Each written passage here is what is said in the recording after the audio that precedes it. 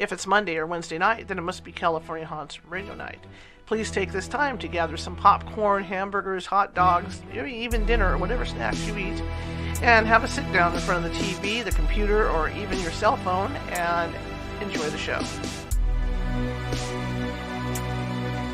If it's Monday or Wednesday night, then it must be California Haunts Radio Night. Please take this time to gather some popcorn, hamburgers, hot dogs, maybe even dinner or whatever snacks you eat, and have a sit down in front of the TV, the computer, or even your cell phone and enjoy the show. If it's Monday or Wednesday night, then it must be California Haunts Radio Night. Please take this time to gather some popcorn, hamburgers, hot dogs, maybe even dinner or whatever snacks you eat, and have a sit down in front of the TV, the computer, or even your cell phone and enjoy the show. If it's Monday or Wednesday night, then it must be California Haunts Radio Night. Please take this time to gather some popcorn, hamburgers, hot dogs, maybe even dinner or whatever snacks you eat, and have a sit down in front of the TV, the computer, or even your cell phone and enjoy the show. If it's Monday or Wednesday night, then it must be California Haunts Radio Night. Please take this time to gather some popcorn, hamburgers, hot dogs, maybe even dinner or whatever snacks you eat, and have a sit down in front of the TV, the computer, or even your cell phone and enjoy the show.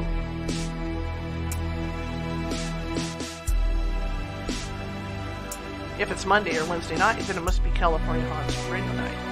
Please take this time to gather some popcorn, hamburgers, hot dogs, maybe even dinner or whatever snacks you eat, and have a sit down in front of the TV, the computer, or even your cell phone and enjoy the show. If it's Monday or Wednesday night, then it must be California Haunts Radio Night. Please take this time to gather some popcorn, hamburgers, hot dogs, maybe even dinner or whatever snacks you eat, and have a sit down in front of the TV, the computer, or even your cell phone and enjoy the show. If it's Monday or Wednesday night, then it must be California Haunts Radio Night. Please take this time to gather some popcorn, hamburgers, hot dogs, maybe even dinner or whatever snacks you eat, and have a sit down in front of the TV, the computer, or even your cell phone and enjoy the show. If it's Monday or Wednesday night, then it must be California Haunts Radio Night. Please take this time to gather some popcorn, hamburgers, hot dogs, maybe even dinner or whatever snacks you eat, and have a sit down in front of the TV, the computer, or even your cell phone and enjoy the show. If it's Monday or Wednesday night, then it must be California Haunts Radio Night. Please take this time to gather some popcorn, hamburgers, hot dogs, maybe even dinner or whatever snacks you eat, and have a sit down in front of the TV, the computer, or even your cell phone and enjoy the show. If it's Monday or Wednesday night, then it must be California Haunts Radio Night. Please take this time to gather some popcorn, hamburgers, hot dogs, maybe even dinner or whatever snacks you eat, and have a sit down in front of the TV, the computer, or even your cell phone and enjoy the show. If it's Monday or Wednesday night, then it must be California Haunts Radio Night. Please take this time to gather some popcorn, hamburgers, hot dogs, maybe even dinner or whatever snacks you eat, and have a sit down in front of the TV, the computer, or even your cell phone and enjoy the show. If it's Monday or Wednesday night, then it must be California Haunts Radio Night. Please take this time to gather some popcorn, hamburgers, hot dogs, maybe even dinner or whatever snacks you eat, and have a sit down in front of the TV, the computer, or even your cell phone and enjoy the show. If it's Monday or Wednesday night, then it must be California Haunts Radio Night. Please take this time to gather some popcorn, hamburgers, hot dogs, maybe even dinner or whatever snacks you eat, and have a sit down in front of the TV, the computer, or even your cell phone and enjoy the show.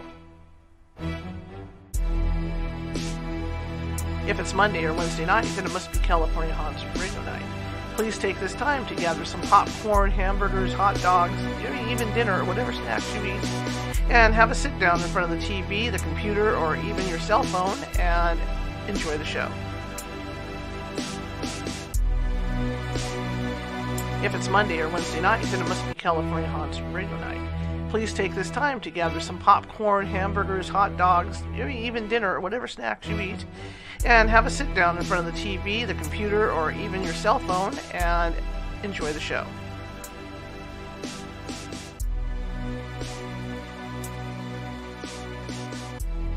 If it's Monday or Wednesday night, then it must be California Haunts Radio Night.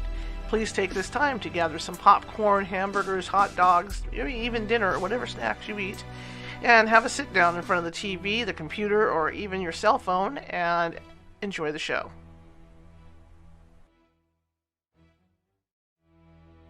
If it's Monday or Wednesday night, then it must be California Haunts Radio Night. Please take this time to gather some popcorn, hamburgers, hot dogs, maybe even dinner or whatever snacks you eat, and have a sit down in front of the TV, the computer, or even your cell phone and enjoy the show.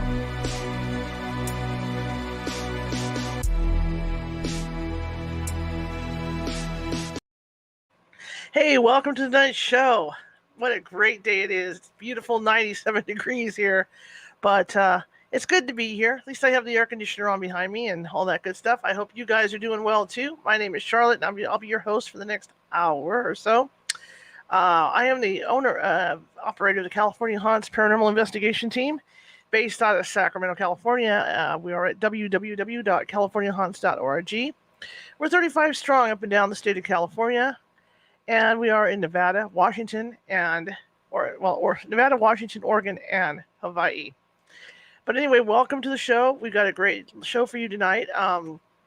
The gal that's on, Michelle, she has a great experience of having NDEs and meeting angels and stuff. And it's not the first time I've heard that story. I have an investigator on staff who is also a sensitive, and she had something similar happen to her when she was young, and it heightened her abilities. So I'm really eager to talk to Michelle about what happened with her and how that went. So, without further ado, let's get this show on the road. And let me click over to the chat room in case any of you guys are in there. And let's get rolling here. Hello. Hi, Charlotte. Thanks for having me tonight. Oh, I'm real excited to have you, actually. I'm excited to be here. Like I said in the intro, I have one psychic investigator that I don't know if she met angels, but after having her NDE, she said all her abilities just came rushing forward. Mm-hmm. And that's why I was really, when I heard you with the other guys, I was really interested in talking with you because, I guess it happens frequently. It happens really frequently. What I've been told is that the evidence is about 25% of people who've had near-death experiences come back with heightened psychic mediumship type abilities. So it's pretty normal. When you think about it in the sense of you're going through something so extreme in that moment with your physical body and on a soul level. So it's not uncommon to come back with more information after you've touched the other side. Very interesting. So let's hear a little bit about you, get your background, and then we'll swing into what happened with you. Yeah, absolutely. So when I was 12 years old was the first time I noticed that I had mediumship type abilities. So my grandfather passed away, and I'd get information from him. I would tell my mom, and my mom would say, well, I know that's what you think he would say if he was here. But I was really sure this felt like this was happening, and I could tell what he was telling me. So I just learned pretty quickly, okay, this is between me and Grandpa, and I'm not really going to, share it with anyone because it's just our conversation. And that was fine. And so over the years from that age on, I would have knowings of other things, kind of like precognition, an idea this might happen, it doesn't look like it's going to go well, things like that. But I would say I never really expanded those. And then I had my first near-death experience in April 2000. Interesting. What happened to get you to the point of the near-death experience? Yeah, so I was in the hospital that day because my sister-in-law was having a baby. So I was already there, and I was actually in the hallway talking to one of my friends from high school who was her RN, and I had a massive seizure. So I had never had one prior to that, and I have never had one since then. But what I remember is waking up in this beautiful white room. And in this room, the walls were alive. They looked solid, but it was as if every molecule was alive, radiating light and love. And as I open my eyes, I realize I'm laying with my head on my grandma's lap. And as I look up next to her, I see this probably 12-foot tall angel. And she was absolutely amazing. And I remember looking at my grandma, and my grandma looked like the healthiest, youngest version of her that I could remember. And I was laying there absorbing this feeling of love, completeness. We really don't have words in our human language for it, because I will tell you, and I felt loved as a child, but in my whole life, I had never felt as loved as I did in that moment and in that place. So as I was kind of taking in my surroundings and what I was feeling, and I looked up at this angel, I was looking to see feather wings, and I didn't see feathers for wings. I saw light, and the light was iridescent and flowing and moving, kind of like the aurora borealis. Mm-hmm. And at the same time, it seemed to trail off into eternity. So I never really could see the end of her wings. It was like she was always there. And I remember looking at her, being in awe of her, and thinking to myself, what is your name? And then I heard her answer my question in my head. She said her name was Madeline. And I was a little surprised because I didn't realize they were telepathic at that point in time. Mm-hmm. And so I was just kind of laying there, soaking it all in. And I heard them yelling, code, code, code. And I was back in my body. Wow.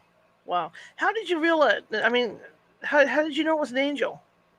Oh my goodness, because she looked similar to pictures that I was raised with. Okay. So here's one thing I do know about spirit as a medium.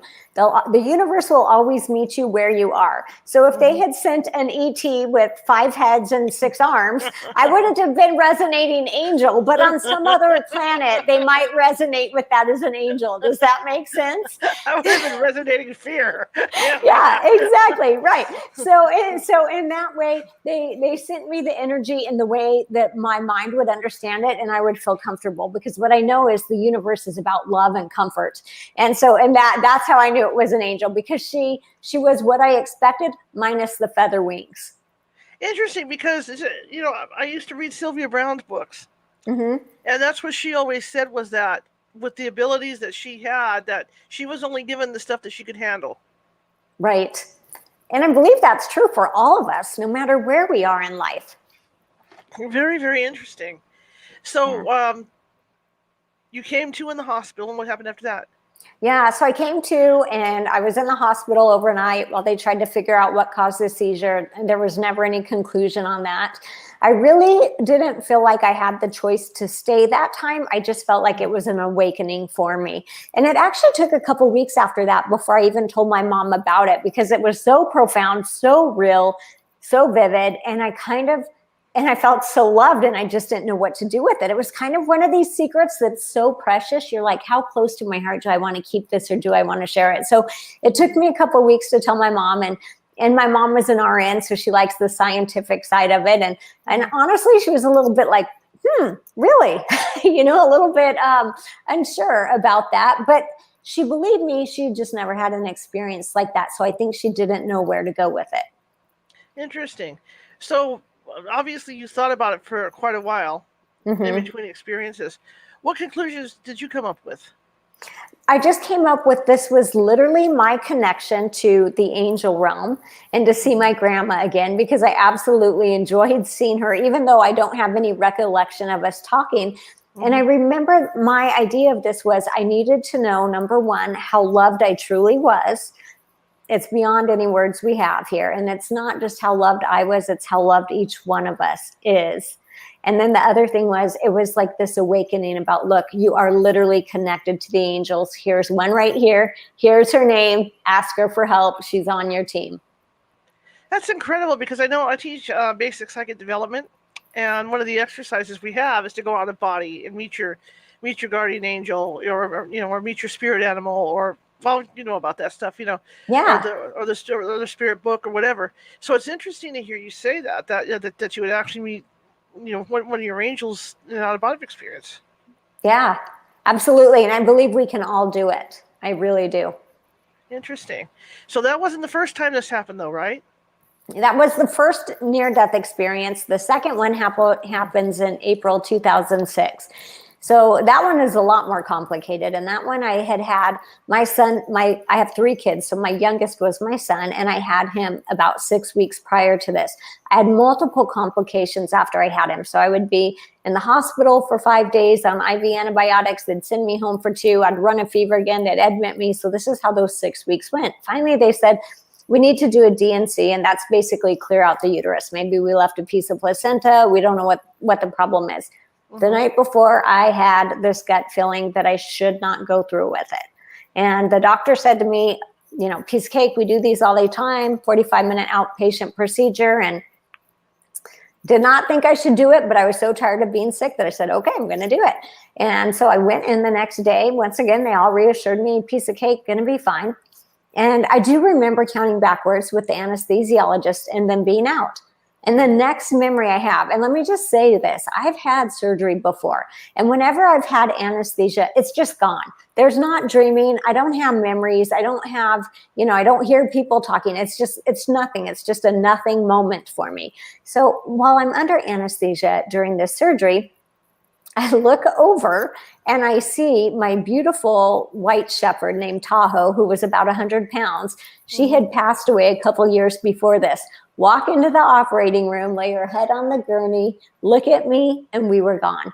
And we were on this phenomenal beach. And once again, this beach is radiating light, love, completeness, wholeness to a capacity I have no words for. And I remember seeing that the ocean, every drop of water in the ocean was alive. Every little cell on the leaf was alive. Every flower, just literally radiating its own light and love. And we're running on this beach and running and running. I noticed the sand. It doesn't feel like sand. There's no packing under my feet. It feels like I'm running on what I imagine clouds would feel like. And I noticed we run and we're not hot. We're not tired. We're not thirsty. And I'm looking at her. Once again, she looks so young, so healthy. She's got an amazing glow. We're kind of having this telepathic communication. I can tell that she's missed me. I can tell she's happy to be with me. We're just enjoying this moment. And as we're continuing on at the same time, and this is where I realized that on a soul level, we are able to be in more than one place at a time. There's this piece of me that stays on the beach with her. And then I can feel my 6-week-old son, who was at home with my mom, energetically scared because he knows I'm leaving. And I can immediately feel myself go to him. And the energy was, there were no words. There wasn't a baby voice talking to me. It was this telepathic knowing of, he's scared, I'm going to leave him. And I remember, I want to say I said it to him, but either way, I communicated to him, I will find a way to stay. I'm not going to leave you. And then at that point in time, I started praying, asking for help, asking to be able to stay, and saying that, my kids still needed me. It wasn't my time yet. I remember at that point in time, the operating room lighting up. I remember it was what some people will call the Christ light, which is not Jesus, although I felt like Jesus was absolutely there. There was nothing that he said to me, but I felt his energy there as a friend, not as a master and like bow down to me, I'm granting you one wish. It was actually really like just this loving friend. And the next thing I know, I'm waking up in the post-op. And I look at the clock on the wall, and it's been 3.5 hours. And my procedure was supposed to be 45 minutes. It turns out that while I was under surgery, the doctor ruptured my uterus, and he missed my aorta by 1 millimeter. It was so close they couldn't even stitch it. So they called in an emergency laparoscopic surgeon. And while he was repairing the one, my uterus got ruptured again in a second place. So it was quite the trauma for the body. And a couple of days later, the emergency surgeon came in and said to me, you shouldn't be here today. There was someone watching over you. And I had no doubt. Like I had seen it all happen, and it was so vivid. Wow. For anybody that's never had surgery or any kind of procedure, you're right. The minute you count, the second you count backwards, you're out, and then you wake up. Yeah. And it's over. And it's 2-3 hours later, you're wondering, wow, no dream, no nothing. It's just darkness. Exactly. Yeah. And yet this was so vivid and so Yeah. real. And I had never had that experience before. So once again, I come back with this knowledge of the other side, this remembering of how loved we all are, this peace. And actually what's really important for this part of my NDE is the fact that my soul, if my soul could usher in a miracle, I want to say everyone's soul can usher in a miracle. And I feel like as a medium now, Spirit has told me, we humans call these miracles, Spirit calls them happening. When you are ready, willing, and ready to receive, you can receive a miracle. Well, I was thinking, and I talked about this in another show. My father was in the hospital with pneumonia in his 80s, and he told a similar story. He didn't cross over though, but he looked out the foot of his bed because he went into a cold blue, and he saw a dog that he had raised in the military, and he had brought it home from after World War II. And the dog came to him, and he walked towards it, and he petted it and everything. And then the dog kind of looked at him as if to say, "Well, it's not your time yet. I'm going to go on, but you need to go back." And that's what happened. He woke up after the cold blue, but he really vividly remembers going over and petting the dog and talking to it and stuff. So that's fascinating. It is. It's amazing. And it's so comforting too, because I so often have people say to me, what happens to our animals when they transition, And I'm telling you, they're there, they're waiting for you, I'm going to have a massive amount of animals coming, boy, I'll tell you. Yeah. This is all. So how did you feel after all that? I mean, you had that new awareness because each time you went, you learned more and more, correct? Right, absolutely. And I do come back with a bigger awareness, maybe more connection in the mediumship realm, but I was still not ready to embrace it. And I had 3 little kids. So I had an infant, a 2-year-old and a 4-year-old. And I just kind of, once I recovered, went back just into mom mode and just kind of did what I had always done. And not that I didn't remember it. I absolutely did and do, Sure. but I wasn't ready yet on a consciousness level to embrace actually what I knew. Very interesting. And then did it happen the 3rd time? And it happened a 3rd time, yes. Because I will tell people, the universe is always trying to get your attention. So pay attention to that, right? Because it can get your attention by tapping on your shoulder or knocking you off the ladder. And either way, it gets your attention. So make it as easy on yourself as possible. But my 3rd near-death experience happened November 1st, 2011. And so the numbers are 11-1-11. So for all my numerology friends, that always gets them excited. And I was in my house at this point in time, and my kids were 5, 8, and 10. So my son was 5 years old, and my younger 2 were home, the 5 and 8-year-old. I was up on a ladder in the kitchen, and I have these candles up there that have batteries that I put in there, and then every night they would turn on for a few hours. Just looks nice, right? So I said, as soon as I put this back up here, we're going to go get your sister, to my 2 that were home. Climb back up, go to put it up, and I can feel the ladder shift. And I literally think, this is going to hurt. That's the only thing I could think is, oh, this is going to hurt. And the next thing I know, I'm ripped out of my body, not in a painful way, just so quickly out of my body. I'm now facing my body and the ladder, which are suspended in the air. And I'm standing with these 3 people that I had never met. I didn't recognize them, but they felt like longtime friends, good family members. I felt like they knew everything about me. This is when I meet my life guides. And I actually had never even heard that word. So I didn't know I was standing with my 3 life guides. So it was 2 men and a woman. And we're looking at my body and the ladder suspended in the air. And I'm once again in this timeless space with all of this love around me. And they said, well, what would you like to do? Do you want to stay or go? And I'm just thinking, this is crazy. My body's going to hit the floor in less than a second, and I have forever to decide. There was no rush. It wasn't like, hurry up, Michelle, you got to make this decision. There was no rush at all. And as I was standing there just trying to comprehend that I could take forever to decide and I could see my body, I saw this beautiful angel come in. Not Madeline, a different angel. And it was on the other side of the ladder. And what I knew was this angel was there to either make things work out so that I could stay longer or to take me home. Like there was no doubt why this angel was there. And I remember standing with these people and they were kind of like, well, what do you want to do? And I see my 2 kids who are home in the kitchen, and I immediately know, and things happen so fast. It was like I was told a million things in 1 second. Mm-hmm. I'm like, I need to stay. I need to stay. My kids are young still. And at that point in time, I believe so many things came through, like, okay, Michelle, you're going back, but there's more to life than being a mom. There's some things you've been ignoring here that you need to start embracing.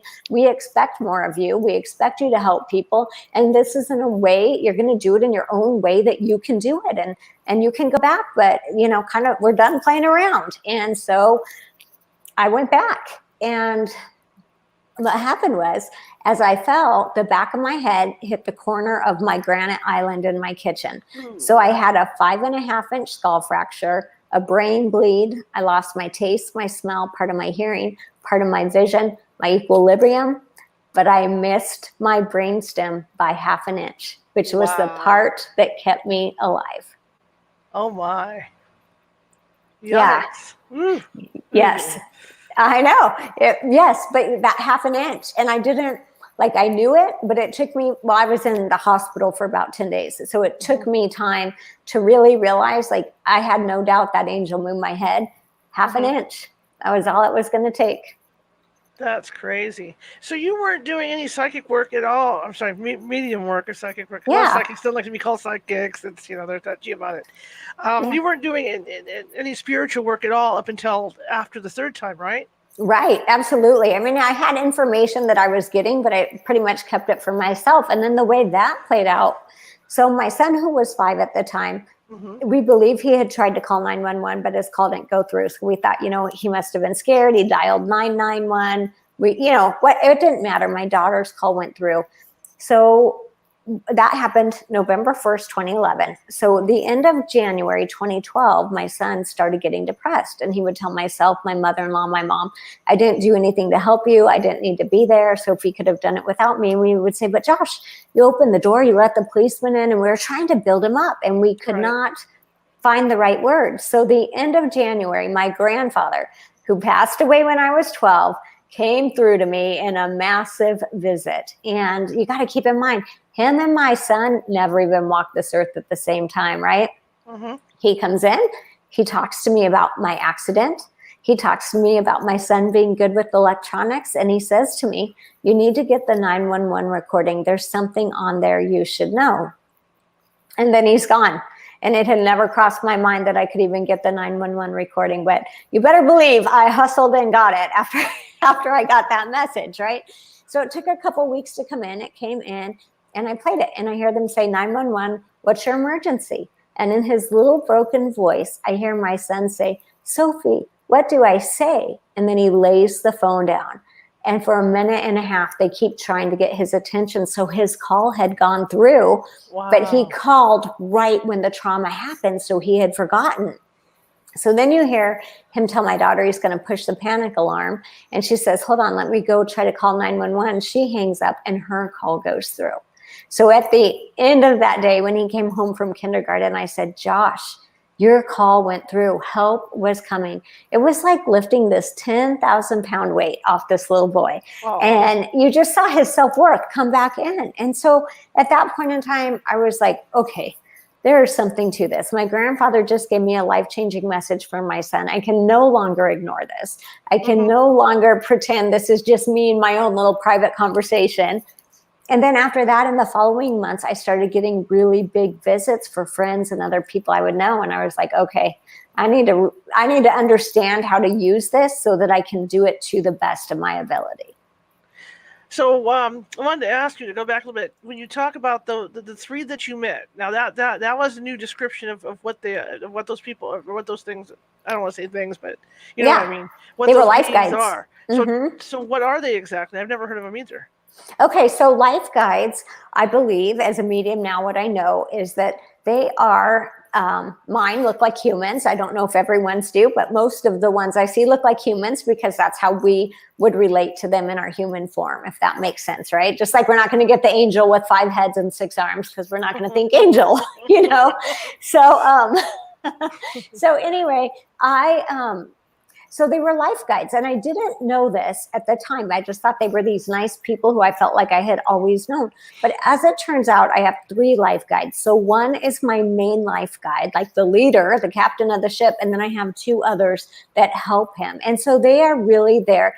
And it makes sense because I was given the decision to stay or go. So life guides help us pre-plan our life. I believe in pre-life planning. So I believe before we incarnate into our body, our soul sits up there and we're like, hey, what do you want to learn this time? Who do you want on your team? What do you want this to look like? And we make a plan before we come in. And so our life guides are the ones that help us with that plan. And throughout life, they kind of keep giving us opportunities to get back on track. Okay. That's interesting. I was kind of thinking of the thing that your mom, when you're growing up, or your mom says, you got an angel over here, and you got this going on over here. Yeah. And so, the conflicting stuff, you to take your choices. Right. In life. Right. And so it's my understanding too, from my connection with angels and life guides, is that angels really come in to serve us in a sense of protect us and help us in different situations like that, keep us safe, whatever this is. Whereas the life guides really come in with like, hey, stay on point here. One of the missions that you wanted in this life, one of the things you wanted to learn, and they keep giving us these opportunities. So they're much more a guiding force than the protecting force. That's interesting. You talk about the angels too, because I've been in a car accident where I thought I was going to go over a cliff, and it was interesting because you think you'd be like with you looking, thinking, oh my God, this is going to hurt. Yes. I remember thinking, oh, I'm going to go over the cliff, and all I could think about, well, it's going to be a hell of a view, and that was it. And then I was calm as could be, and so maybe, the angels were keeping me calm or whatever, so I didn't panic. And that last time, I didn't go over, of course, but. I guess they stopped me, but I'm just saying it's a calm feeling. Yes. That you get when you know something like that's going to happen. It's not like people think that it's going to be all traumatic, because it isn't. It's just a real calm comes over you. Yeah, absolutely. And so, that's a great thing that you're bringing up, because I want to say this. I've had a lot of clients who've come to me, especially over the last year with all the COVID and all of these things, saying, my loved one died alone in the hospital. And my answer is always this. No one ever dies alone. I don't care if you're in the middle of the Sahara Desert. We don't. And in those moments, you have your loved ones around you, your angels and your life guides, and you're never, ever alone. So yes, it might on the human level appear that way. On the soul level, in those moments of transition, that's not how that works. I can attest to that too. I mean, my father, when he passed away in the hospital, finally, I watched him. His eyes were off to the right. He was seeing someone off to his right, and he was really calm and everything. And when he passed away, his eyes were to the right. So he was probably his mother, or somebody was there. The dog here, I told you about the dog. Yes. I watched her. She was looking at the door like the day before, and I was thinking it was my mom, coming to get her, because it was my mom's dog. So I kept thinking, oh, mom's here, because she kept watching. She would watch over there all the time, real transfixed watching, real calm, So I believe that. Absolutely. Completely. And I apologize for calling you a psychic, because I know some people in the business, some like being called a medium, some like being called a psychic. You know what? It's for me, it's fine. I do psychic mediumship work. So I connect with angels, loved ones, life guides, and psychic information. So, it's all out there. It's fine. So you decided to, well, not decided, but you felt it was your life's path to do the work you do. So what steps did you take to increasing your abilities or to start working on your abilities? Yeah, so I started finding, well, honestly, let me be really honest. It was really hard for me. It was really hard for me. So I actually started going to counseling, because I was like, my friends are worried about potty training and first grade math, and I'm seeing dead people and they're telling me things. So I didn't even though I wanted to embrace it, it was not my first instinct, oh, I'm just going to embrace this and go with it. I was still struggling with it on this human level. This isn't who I used to be. What will my friends say? What does my religion say? All the what if. And so I went to counseling. Thank God I got this amazing counselor who was like, what are you worried about? This sounds amazing. I think you can help people. What are you waiting for? And so it was also a divine moment, right? That I found someone who encouraged me that way. And so then after I had gone through this and I felt like, okay, maybe this isn't like a curse, or, I can handle this. I found a few people to mentor me. So I started mentoring, because I wanted to find out from other mediums, like, how do you turn this on demand? How do I hone it? How do I know I'm getting, the information I'm getting? And so I followed and worked with a couple mediums for a few years. And then after that, I took a year to just practice on people. And I would tell my friends, let me read you, send me people I don't know, let me read them. And I just spent a year practicing because I needed to prove it to myself that what I was getting was real and accurate. And then after that, I was like, okay, it's time. And so then I started doing this professionally. Wow, I just find your story so fascinating, with the way you developed. Because I remember when I was first starting out ghost hunting and stuff, and I was I grew up seeing stuff at my house, so I got the gift, but I just never really did anything with it. And when I started ghost hunting and getting around psychics, psychics like to be around other psychics. It's like they end up attracted to each other. I don't know what it is, but yeah. And things started happening around me, and the ghost team at that time thought it was funny. They were like, "No, handle it, do it yourself." So I was like, "Oh, okay." So I used to watch Sylvia Brown in the afternoons because I'm like, I gotta learn something. Right. But you learn to hone it. I don't do readings like you do, but in a pinch, I can go into a building and okay, it's a female. I know, Yeah. And my house is active, so it's like I've learned to turn it off and turn it on, for negativity and all that stuff. But anyway, I understand completely what you're talking about, because when you're trying to hone your skills, the idea is to practice. And I remember somebody once told me that there's not really a right answer.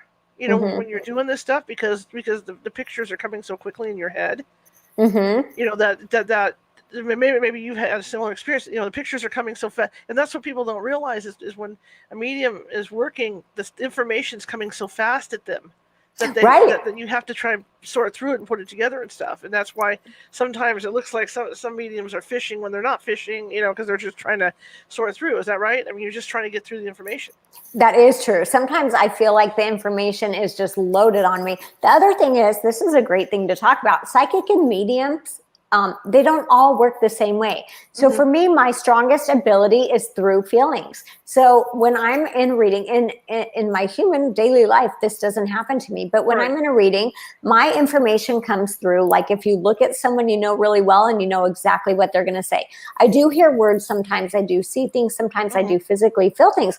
But I'll tell you, I'm feeling the number 3. I feel the color blue. So somebody will say to me, oh, what piece of jewelry did so-and-so leave me, because they want to test me or whatever. Okay, well, guess what that means? Here's the truth about this. I am energetically trying to fill a piece of jewelry, right? So sometimes I'll see something, but other times I'm like, okay, it feels cold, it feels, rectangle, it feels whatever it is. So it is interesting. We don't all get our information the same way. And actually, they don't all communicate the same way on the other side either. No, and the other thing that really I'm going to get some of myself off my chest that I've seen going on over the years, because I've been doing this 15 years with my team and everything. These people that want to test psychics, but what they do, and the problem with these people is when they put together a test for one size fits all. Right. Because you're right. Not every sensitive has that same ability. Each one has certain abilities. Just like on my team, I know which one of my sensitives have this ability and that ability and that ability, so that I'll send them in as according to case, of what their capabilities are. Yeah, absolutely. And so I know some mediums that hear words, like it's people are talking to them all the time, but they might not feel the emotion with it. They're just telling you the words. Well, here's the thing. If your loved one on the other side is better at sending emotions than they are telling the person words, then there's a communication block right there. And so really realizing that. Now, having said that, there are places that certify mediums. So I am a certified medium. You can find me on Find a Certified Medium. And the way that works is they do blind readings. So I would get told, log on to Skype at 11 o'clock on Wednesday. Black screen. I have no idea, man, woman, child, where in the world they are. And I have to start reading and just giving them the information I'm getting. And then after you do this 5 times, they go through, they score you, and they certify you. So there are ways to I do say you should get somebody who either has good word of mouth from someone you know, or is certified in some way. But having said that, I also know amazing mediums who haven't been certified by anyone, and yet I know they're very accurate. Just like I know, it's funny on cases because depending on what the medium sees, I've had where where the person on the case has walked into a wall. Mm-hmm. And that's because she's seeing he or she is seeing the building as it was back in like in the 1800s when there was a Right. door there. And it's kind of funny to watch because but I'm not making funny. I'm just saying. Right. But yeah, I'm just so fascinated by your story because, like I said, you're not the first person that I've heard that had an NDE and then their abilities were just just huge afterwards, Yeah. just huge. So like you said, you started doing back on track. You started doing readings on friends, and then what happened? And then I decided after a year of practicing on everyone I could practice on that I was ready to go professional with it. So then I started doing them, professionally. That's cool. So do people contact you, or are you? I don't. When people think of mediums, you know what's coming. When people think of mediums, do they think of the gal on TV walking down the street going, "Hey, come on over here. I'm reading on you." So. Right. Exactly. Yeah. No, I do not do that. They have to go to my website, michelleclaire.net, and then book there. I don't walk around telling people. Now, if I have a close friend and I get a message for them, I'll text them, call them, hey, I got this for you. But no, I don't. So that's the other amazing thing about psychic mediumship thing. I consider it like an old-fashioned radio, right? And so I dial it in and I turn the volume up and I turn it down. So one of the most popular questions is like, when you're in the grocery store, do you have someone next to you, their grandma coming through? I'm like, no, I have my volume down. I never turn it off, but I have it down because I need to be productive in my life and live too, right? I didn't just come here to be a medium. I still have kids to raise and other things going on. So being able to think of it as that old radio and this, you're tuning in. Okay, I'm tuning into the dad channel. Okay, I'm tuning into the angel channel, and so fine tuning it. But I'm always walking around like if my team needs me, and we all have our own team. So our loved ones, our angels, and our life guides. Those are our spirit team that each of us have. If my team needs me, trust me, they'll get my attention. They'll let me know one way or another. But as far as walking around reading people, no. And it's really funny because I have friends that are mediums. And when we go out to lunch or out to dinner, I know people that know we're mediums think we're sitting there reading each other. We're not. We're like, hey, how was your vacation in San Diego last week? What's going on with this? Do you have problems with shopping malls? No. Okay. Oh, I mean, what I mean is that, let me clarify that. Yeah. People don't realize, the normal person doesn't realize how many relatives are around them at any one time. Right. And so I know mediums that go to shopping malls that really have to shut down because, I mean, they're just so overwhelmed going in. Yeah, no, I don't, because that's what I say. Like I turn that volume down on my radio and I go in, because the moment I can't live my life as Michelle anymore, being a medium becomes unproductive, because I do believe we have more than one purpose. So my sole purpose is not just to be a medium, because I don't have just one purpose, just like you don't. We have multiple purposes. And so everyone functions best when there's balance and all of that. So when I show up and I'm ready to work, boom, I am on. But when I'm at the mall, no, I'm really just at the mall. I got you. Because I know even movies. Because they like to go to movies. And what's funny, guys, is that I'm not a big horror movie buff as much as I used to be, but it's funny how many of these ghost movies, like the others, movies like that, where the deceased relatives of people will go to watch these movies. And I think it's hilarious. I just think it's hysterically funny. It is funny. It is funny. So let me ask you this, because you're into the ghost part of this, right? Sure. I've only had an encounter with one being that I would consider a ghost. So when you do encounter ghosts, what do you do next? Do you encourage them to go to the light? How do you feel about that? We will encourage them to go to light. Pretty much. It depends on the situation. I mean, if they're it's like my mother. My mother comes back and forth. She's crossed over, but she comes back and forth to check on all of us. So I mean, if that's what they want to do, that's their thing. But if they're in a situation where they're drawn back here or they're stuck, because of something that happened, we'll work with them to go into light. Yeah, I've only encountered one that was stuck. And that was when I went to ION, so the Institute of Noetic Sciences up by San Francisco. I went up there to go do a study as a research medium. And I took my oldest daughter with me, and we stayed in Petaluma that night, and we stayed at a hotel. And so we went in to drop off our bags before I did the study. I walked in and I'm like, oh, this place is haunted. And so I thought, well, I'm not going to say anything to my daughter. You know, she's like 16, 17. I didn't want to freak her out. So we drop off our bags, we leave, go to the study, go to dinner afterwards. And she says to me something like, well, Mom, you know, the hotel's haunted. And I'm like, well, I did know that. How did you know? She's like, I can feel it. I'm like, okay. So we go back that night. Oh my gosh, right? Cannot keep the thermostat above 65. It keeps dropping. I get in the shower. My daughter's in her bed going to sleep. So I'm like, I got to take a shower before I go to bed. Get in there, hot shower, lights on, everything's going well. And literally in the exact second, the lights went pitch black and the shower turned ice cold. And I saw, and of course I'm in like an unknown bathroom and I'm like, oh my God, and I'm freezing and whatever. And so very human moment for me. And then I see this elderly woman and I realize she's literally stuck between worlds. And she says to me that she's been here in this hotel for 50 years. So I was like, okay. So then I'm calling my daughter. I'm like, Ashley. And she gets me a towel and comes in and I tell her what happened. And she's like, all right, well, I'm going back to bed. You'll handle it. I'm like, who does that? I just told you there's a ghost in our room. And she did. She laid down and went to sleep. So anyway, so then I go and I'm like, okay, I'm not going to sleep tonight if I don't get this, handled. So I start talking to this lady. I start calling in the angels. I start telling her it's okay to go to the light. You're going to be safe. I see 2 huge angels come in next to her. And I'm seeing her from behind. She's elderly, hunched over, has a cane. She literally takes 1 step into the light.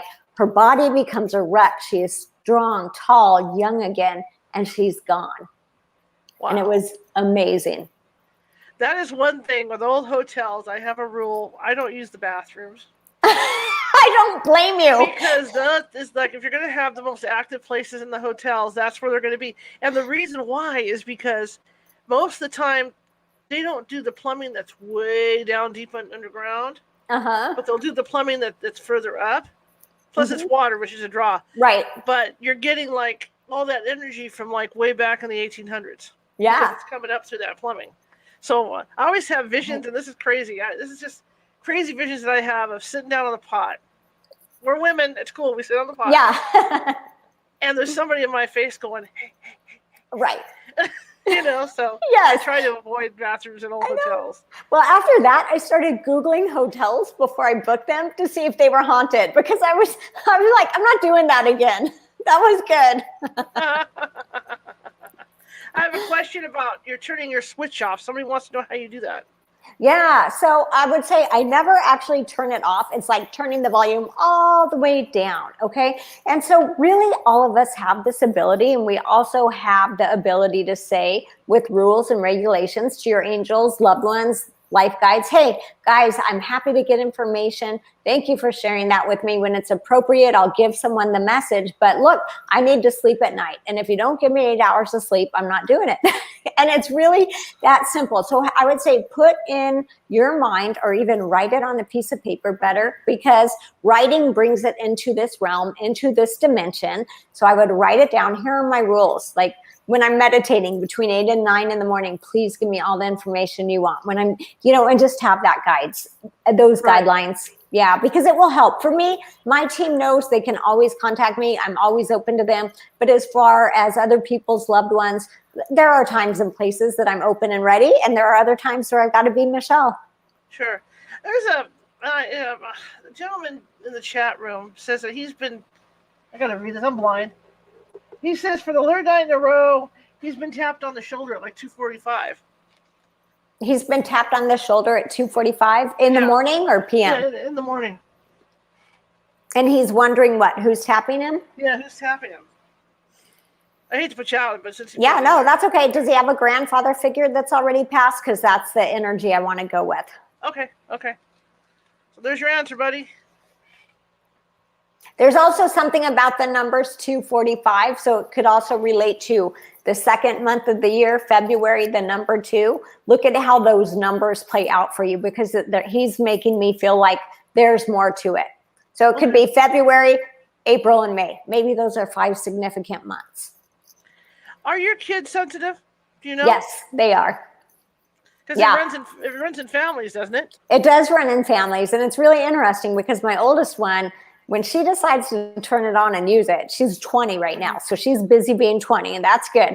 But when she decides to turn on and use it, she's going to be amazing. My middle child, my daughter Sophie, she's a natural healer. Oh my gosh, she's just a natural healer with the healing energy. And then my son Josh, when he was 5, after my head injury, when I didn't have taste or smell and I got tired of not being able to taste my food, I said to him one time, I said, Josh, when do you think I'm going to get my taste back? And I don't know why I said that, just because I was frustrated, and he said, you need to pray about it more. And I looked at him. Here comes the word we had never used yet. I said, who told you that? He said, my life guide, Hanson. And I said, wow. What? He said, my life guide, Hanson. I said, well, what does Hanson look like? He said, he's about dad's height. He's got brown hair, brown eyes. We didn't know anyone with the name Hanson, first or last name, or Hanson Street, nothing. It was not a word or name he had ever heard before. And so they all have their own gifts. When they're really willing and ready to embrace them, I'm so excited for where they'll go. That's great. All 3 of them then. That's awesome. Yeah. That's really awesome. Yeah, I don't know if my family, I think my brother might have the gift. I'm not convinced about my sister yet, but yeah. I think here's the thing. I think everyone has the gift. I do. I just think it's a matter of tapping in and tuning into it and turning it on. The other thing is, it's a little bit like math. So I will never be a physicist, but I can do all the math I need to function in my life right now, right? So it's something that you can strengthen and grow, like with the classes that you teach, but you will get to a certain level more naturally than others, but we can all grow it no matter where we're at. And we all have the gift, because what it is a soul connection and soul information. That's it. And you've got that if you're here. And that's the thing, in my studies as well, is that everybody's born with a gift, and at some point, because of the way your life goes, like with you, for instance, you got married, had kids, your life just doesn't go that direction, know, and it takes something to trigger it to bring that gift, to bring that gift forth. Yeah. Can I share with you an experience I had last week that was amazing? Absolutely. Because this is about mediumship is truly soul to soul connection, right? Mm-hmm. So we can connect with loved ones who are nonverbal and have dementia or Alzheimer's. We don't have to wait for them to transition to connect. So I was doing a group reading. I had about 20 people there, and I had a mom there with her adult son who was nonverbal autistic. And he didn't even look at me, which was fine. But he and it was amazing. I got the best information from him, and his mom was sitting right there to validate it. I said, he loves swimming in the pool. She's like, you're right. He did last night. I'm like, he loves dessert. She's like, you're right. He always wants dessert. He wants a dog. She said, we're not getting a dog, but it was just, we had the best conversation and communication. And he's nonverbal, as people would call it. And yet the telepathy and the communication is absolutely there. That's just incredible. Yeah. Absolutely incredible. You're so fascinating to talk to because, like I said, I have mediums and psychics on my team, but your outlook is different. And that's what's neat about it. It's neat to talk to different types of mediums. Yeah. Their outlook on stuff. So you really feel that those NDEs, well, that especially that third one, got you out of your psychic shell, so to say, because obviously you had these abilities all your life, but you just didn't put them to work. Right. Yeah, absolutely. The third one was life-changing. It was the point where I came back and I knew more was going to be expected from me. And I knew that I could do it, even though I didn't know what that looked like. Right. I knew.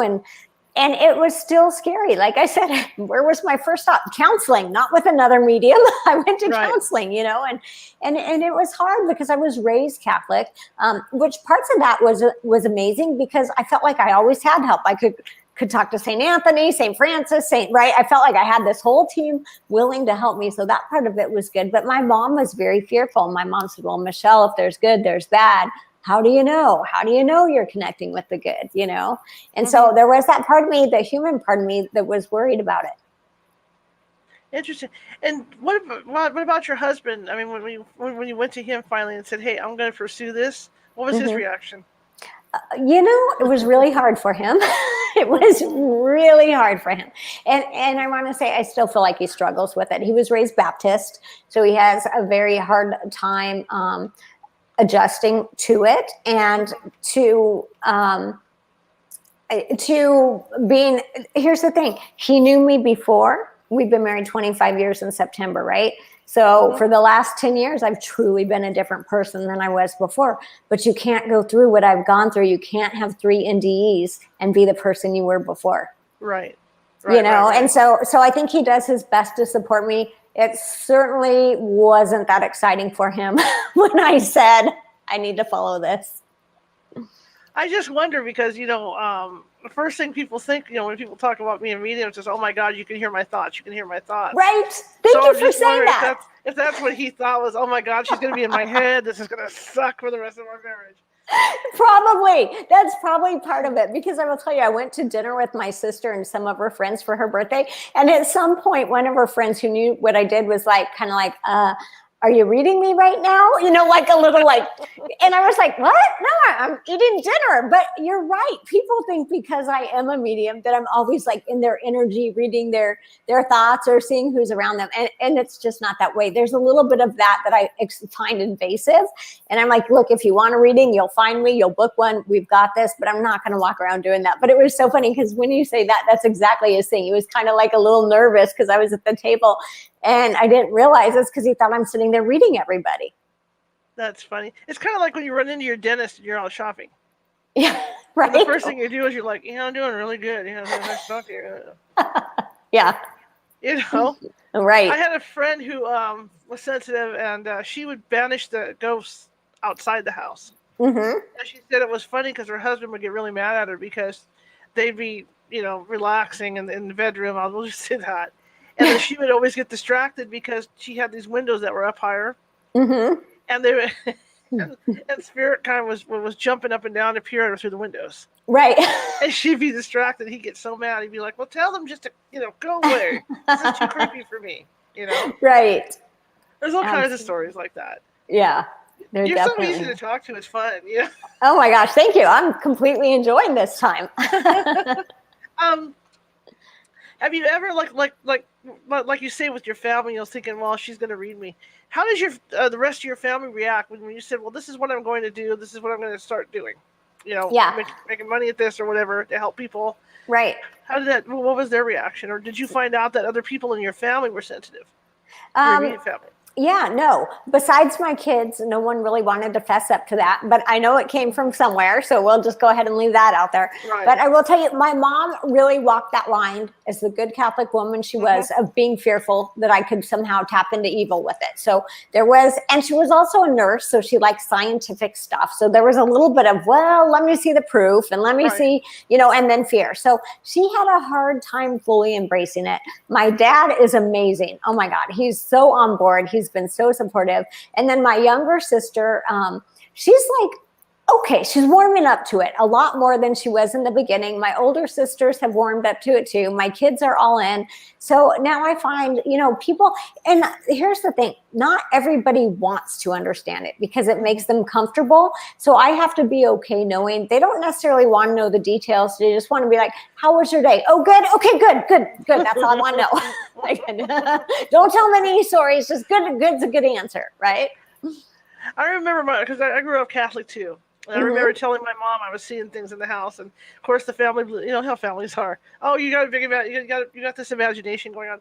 Right. I took my mom on not a ghost hunt, but a pre-ghost hunt before the prelim kind of thing to have dinner at this haunted restaurant.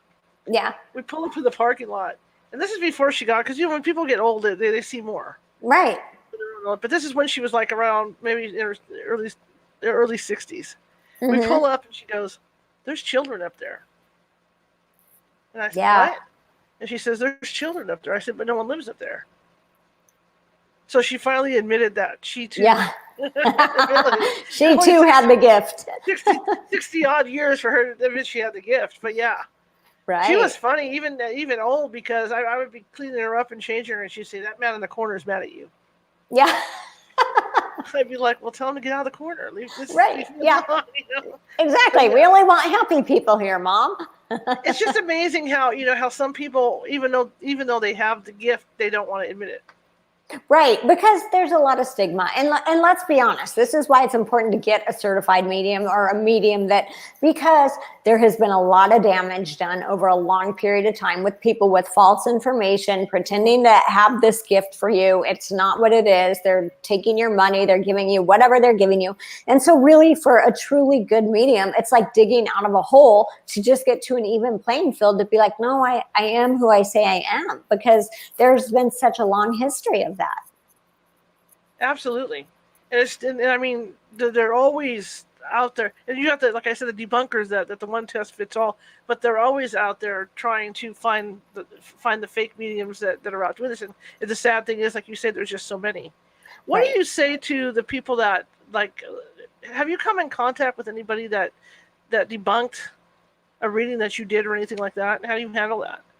No, I haven't had that. Now, I've had a few clients come in who are really skeptical, and I'm like, I'm fine with people being skeptical. Just be open-minded. Like, I've never met you, and I've got your third cousin so-and-so coming through, and here's his name. You know what I mean? It's like, so I'm okay with people who are skeptical. Just be open-minded. I had, I've had different experiences where it is hard. So here's what our human side does. We make our pact with our loved one before they transition. And we say, I'm going to find a medium after you die. And I'm going to ask them, what is your favorite animal? And if they give me that answer, I'll know they're connecting with you. Okay, that's great. But what we don't take into account is mediums communicate differently. Your loved one communicates differently on the other side. And so it might not be as easy to get the image of a giraffe through as you would like. But at the same time, that doesn't mean everything you heard wasn't valid. So you have to be open-minded in the sense like, okay, 9 out of 10 things made sense. She didn't get the giraffe. She said elephant, but or whatever that is. So go for the overall picture and the overall value. I do think that most mediums will always give you 100% of the best of their ability. And what advice do you have somebody that's just realizing that their abilities are fairly strong?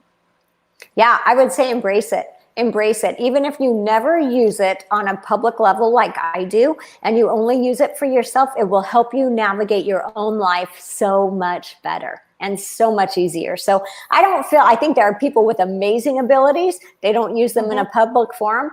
That's fine. But I bet you they have amazing lives. And I bet you their road is a lot easier because they know how to use their soul to navigate it. I have a kind of a touchy question for you, and I'm curious about. When you do a read for somebody and you find something dark kind of lurking there or bad news coming, how do you approach that? Yeah, so I'll be honest, I don't really get bad news. Like if someone comes to me and it's like, I want the date I'm going to die, I'm like, I'm sorry, you've got the wrong medium. Like, I don't know. Like I can get an idea, like I think you've got about 10 years or 15 years, but I'm not getting like the date because I absolutely 100% believe in free will. And I don't necessarily believe those things are etched in stone. The other thing I would say is this. Let's say I get the energy that someone's going to have a car accident coming up. Because they believe I am who I am, and I am who I am, if I say to them, you're going to have a car accident in the next 3 weeks, I'm literally going to create the car accident because they're going to say, oh my God, she said I'm going to have a car accident. I am, today's the day. And then they wreck their car because they're freaking out expecting a car accident. So I would never word it that way. I would say, you know what, make sure you're stopping at all the stop signs, drive carefully, let's pay attention. And, I would find another way to word it instead of bringing it in a way that they're going to see as doom and gloom and destiny, because I do believe in free will. And I know we have angels. And I know that even if I'm picking up on a car accident type energy, there's a lot that can happen between now and then so that never happens. Do you think everybody can call on their angels if they need Absolutely. Absolutely. Yeah. And people will often say, well, what's my angel's name? Well, sometimes our angels' names are almost tones, or they're in a different language, and they're not something that I can exactly bring out into this English form. But here's what I tell them about angels. Your angel is like your puppy. It doesn't care what you name it. It just is happy you name it and you're talking to it. And so, so if we can't connect with the tone or a human English name that would make you feel better, then just whatever you want. Do you want it to be the smell of roses? Okay, call your angel Rose. Do you want it to be whatever it is? Because your angel understands and is like, oh, thank God, you've acknowledged my existence. And now I know when you're talking to Rose, you mean me, and let's move forward. Interesting. You believe in past lives? Yes, I do. Because I know earlier you talked about uh, the life choice thing, and Mm-hmm. about coming back, surrounding yourself with a team.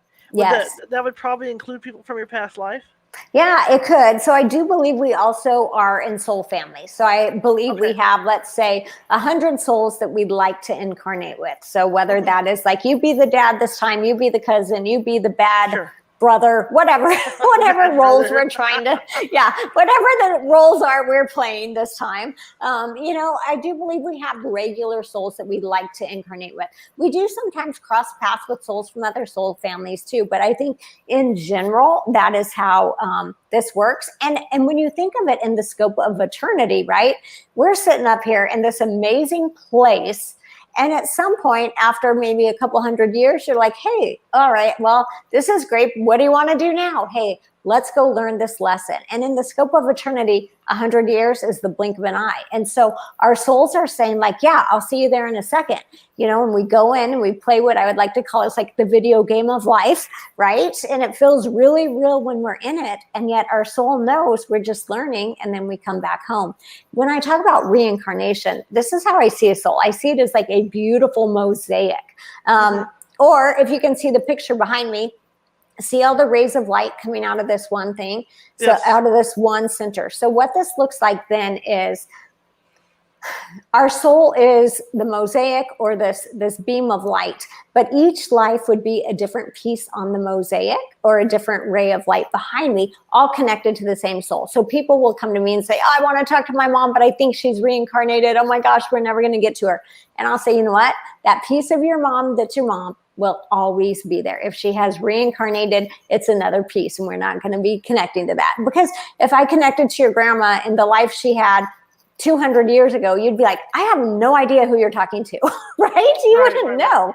So they're always going to come through with that part that we resonate with, and that part of them that will always be that part of them. Interesting. Another question I have too is, I heard about reincarnation, that souls can choose what kind of life they're going to have here the next time around. Like let's say you were really wealthy in your first life, everything went fine for you, but you want to feel the pain of something else. So you decide you want to come back with, I don't know, clubfoot or something. I mean, Right. is that what you can do? Yeah, I do. I do think you can do that. I think there is a body, mind, spirit connection that we come in to learn. But I also want to be really clear with this. I believe in free will, and I believe stuff happens that wasn't in your life plan. I don't necessarily believe that everyone that was hit by the drunk driver in transition, that was their day, time, and the way they planned on leaving. I think we come back in and we have multiple exit points in our life. So we say, if around age 19, things aren't going well, I might check out here. At 32, maybe here. And we give ourselves exit strategies or exit points. But I do not believe that it's etched in stone in that way. Okay, cool. Oh my God, this hour went by so fast. Yeah, it did. Thank you so much for coming on. I really appreciate it. I learned so much, and your stories were great, and I just loved it. Thank you so much for having me. I've really enjoyed our time together. I would love to get you back on for another show at some point down the line, if that works for you. I would love to. Be a lot of fun. Yeah, thank you so much. Thank you so much. I appreciate it. How do people get a hold of you before you go? Yeah, go to my website, Michelle Clare, CLARE.net, and you can find out more about me there. You can book online there, see podcasts, other things I've been on. Cool. Yeah. All right, sounds good. Thank you so much. You have a good evening. You too. Bye. Bye-bye. Okay, guys, that was a great show. I know I learned a lot talking with Michelle, and at least I got to share some of my experiences along with her, and it was fun. I hope you guys had some fun too. Anyway, tomorrow we are going to have Barbara Lamb on, and Barbara Lamb is a hypnotherapist, and she's also was involved, I believe, with MUFON a while back, and UFO investigations and abductions and all that. And she has done work with children where she has hypnotized children and done regressions and gotten information from them of their abductions. And they can describe in detail, what the ships are like and what it was like for them in particular, because it's a lot different than the adult experiencers. So that's going to be tomorrow, same time, same place. My name is Charlotte again. I'm with California Haunts Radio. You can see our website at www.californiahauntsradio.com. I finally got it straight. And as you can see, I'm running a ticker tape at the bottom. We run on donations, and if you find it in your heart to donate some funds to us to keep everything going and keep getting cool guests like Michelle, that would be great. I'd appreciate it. And that's going to be at paypal.me. Let's see, at California Haunts. Let me double check it. Let's see, I'm blind today for some reason. So it's going to be paypal.me at California Haunts, if you can do that. Also, check out our YouTube channel. We're looking for subscribers. The more subscribers, the better. And if you like the show, share it with 5 people. If you didn't like the show, share it anyway. So anyway, thank you very much for joining us, and I will be back tomorrow night with. Let me get this going here. It's one of those days. I will be back tomorrow night with Barbara Lamb, and hope to see you guys. Have a good one.